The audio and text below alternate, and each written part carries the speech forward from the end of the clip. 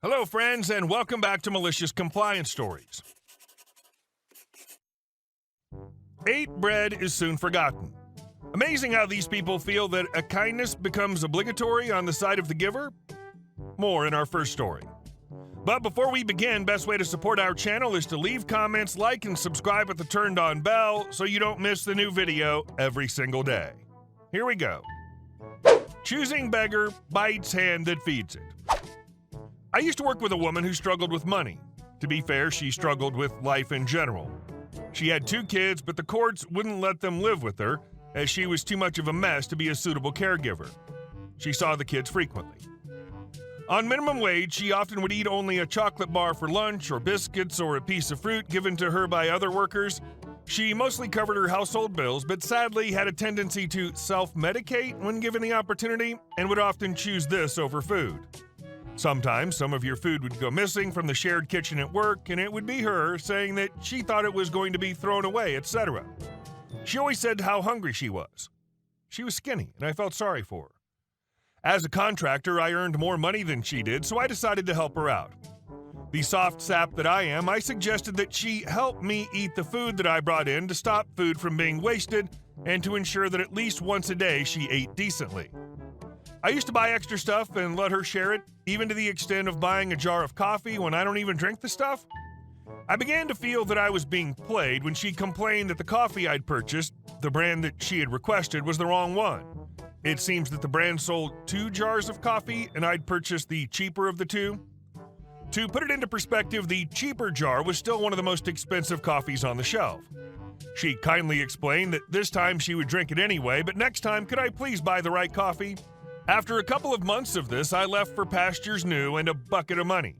The next week, the begging text started.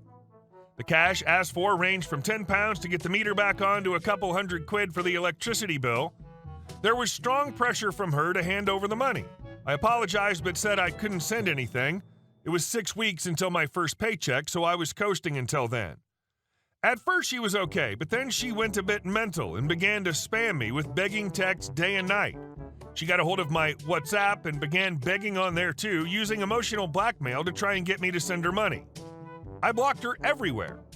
Through a friend that still worked there, I began to receive messages saying, "Hey, XXX asked me to ask if you can give her a tenner. Thanks."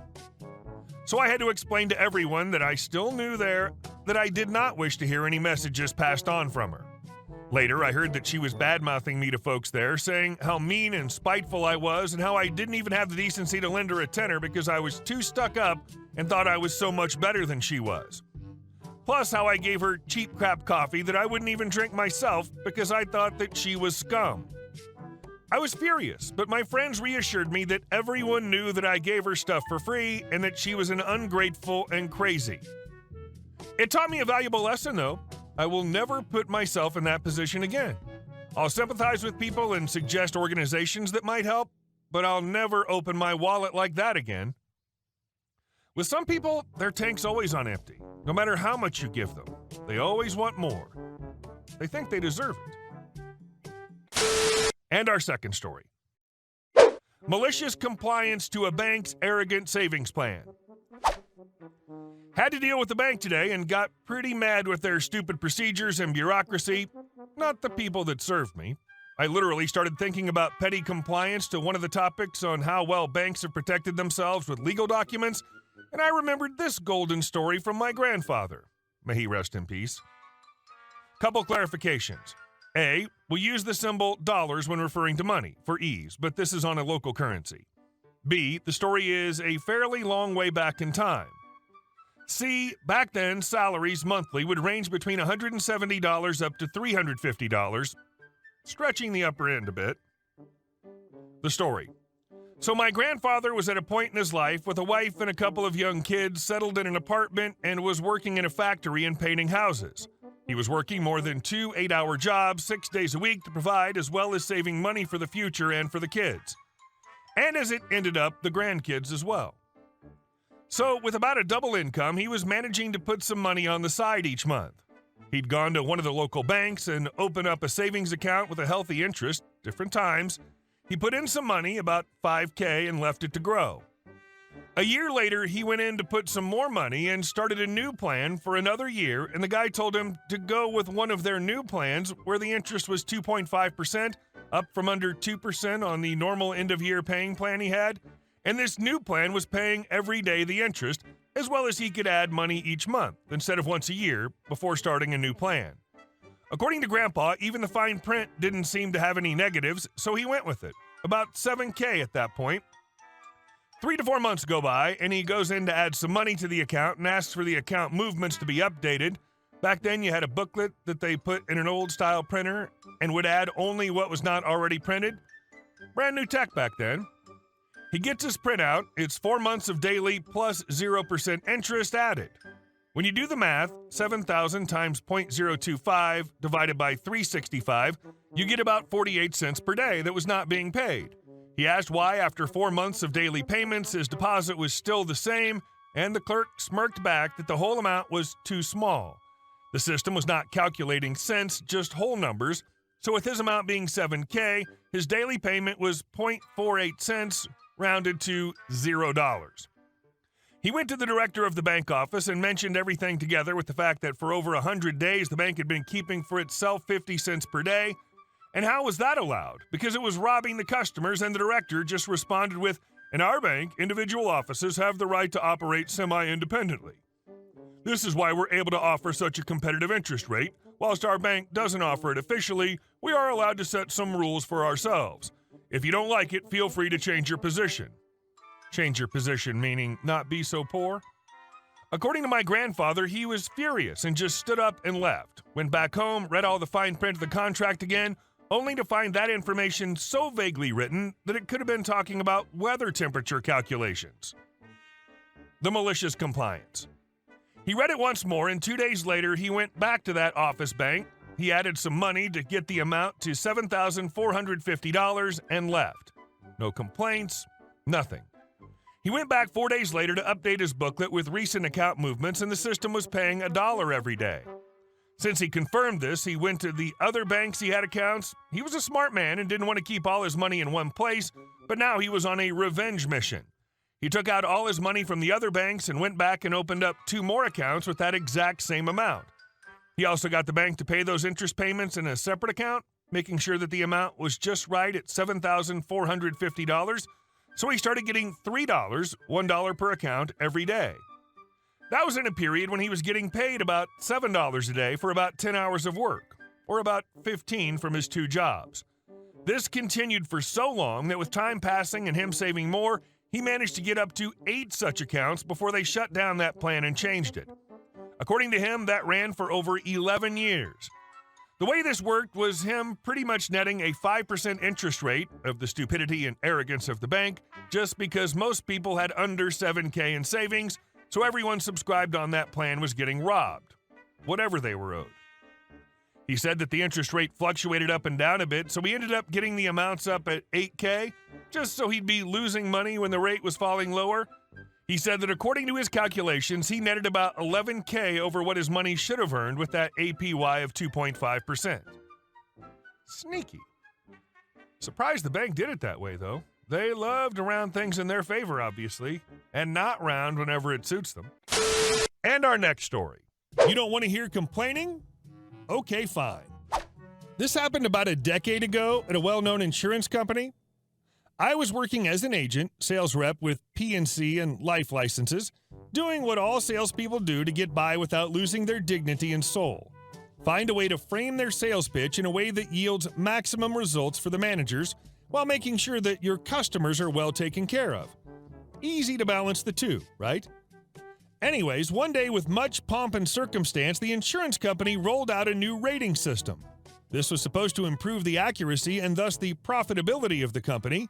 Wanting to see the bells and whistles, I went into the new system and started running some dummy quotes to see what the new prices looked like.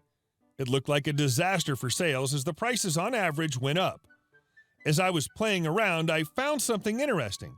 If I moved the different options on and off in a specific pattern, I could offer the maximum coverage possible at a cost that was less than what the minimum coverage would cost the same customer. Clearly, something was wrong with the new rating system, so as any responsible employee would do, I went up to my manager. Hey, boss man, I think something's up with the new system. Turd nugget, I don't want to hear anything about it anymore. It's your job to sell, not complain about the new system. But when I offer the highest coverage, yes, and it's your job to sell the highest coverage at every chance possible, no matter how expensive it is. Sir, yes, sir. Needless to say, I broke a few sales records the next couple of months until we had an emergency all-hands meeting with the instructions to manually review all new max coverage policies until they fix a bug they'd found that spit out insanely low prices if you followed a certain pattern. Apparently the company had lost a bit of money. Oh well, on to the next loophole. And our last story. How my father dissolved an HOA. My dad bought his house in 2004. One of the large selling points was that it didn't have an HOA, one of the very few neighborhoods in my town that didn't. Well, 2009, my grandma died and gave my dad enough money to pay off his house. More on why that's important in a moment. It must have been 2011, maybe 2012, but we got a knock on the door asking my dad to sign a petition to form a homeowners association. First time I ever heard my dad curse when he told the lady, F no, I bought this house in 2004 largely because I don't want a damn HOA. Now get the hell off my porch. Well, funny story, about 3 months later he got some mail informing him of the newly formed HOA.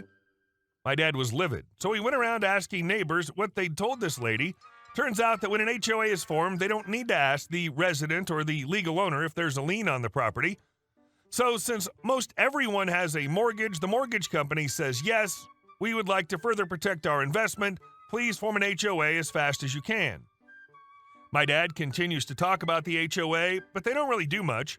One time he got a fine for a peach tree of his hanging too low over the fence. Decided it was about 2 weeks until he could harvest most of the peaches, so he took the fine. That was about it until the summer of 2014.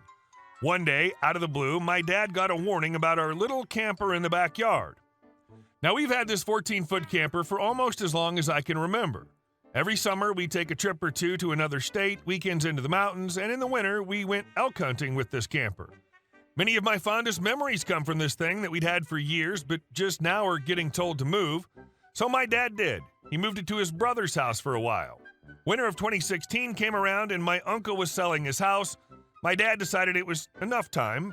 Many other neighbors have trailers in their backyard and have for years. Who cares? We put it in the backyard and within a week had a warning. My father was livid once more.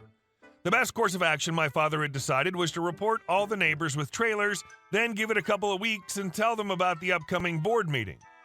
This came with great success. Almost 100 people showed up to this board meeting, many of whom had purchased their house new with the fact that you could park things in the backyard and the lack of an HOA a huge selling point. Well, it went downhill fast. Not a happy person was there. Within 20 minutes of this board meeting, everyone on the board had resigned, only the property manager remained. The next day at about 8 a.m., my dad ran into my room with excitement. He had proclaimed to me that the property manager stepped down and that the HOA had been dissolved. Hey guys, thank you all for watching the video. I'll see you in the next one.